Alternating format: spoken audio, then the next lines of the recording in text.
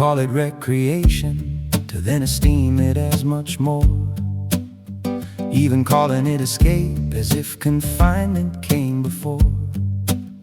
We're not fooling anyone to treat it casually, especially ourselves, our inside knowing what it needs.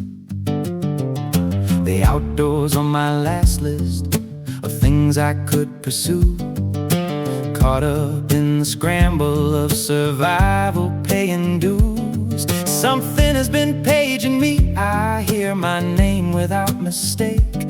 Only now it's not the rat race tricking me to take another lap around its lane. It's my nature summons inward to examine it with care. I'm led outside to survey my surroundings, all laid bare.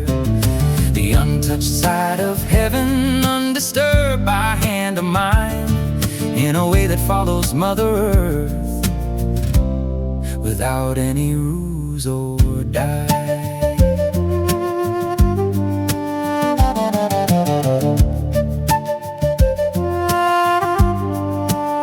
Is it too many signals, or too many flashing lights, or just too few of the ones that maybe help me sleep at night? Life can give its promptings, and the ones that stay outside fit our function like the mold we came from long ago in time. Amusement parks are one thing, with exciting gusts of speed and more artificial noise than a cartoon could ever squeak.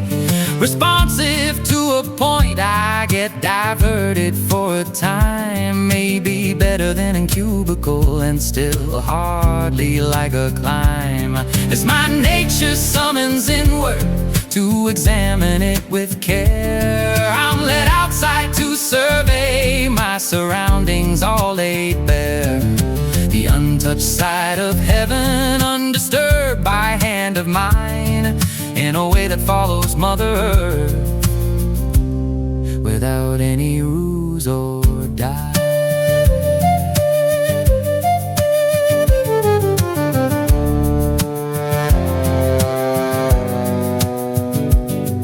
Our nerves are operating, responding more than to our making. If location there contributes, what better than the wild that makes our framing? As my nature summons inward to examine it with care, I'm led outside to survey my surroundings, all laid bare. The untouched side of heaven, undisturbed by hand of mine, in a way that follows Mother Earth, without any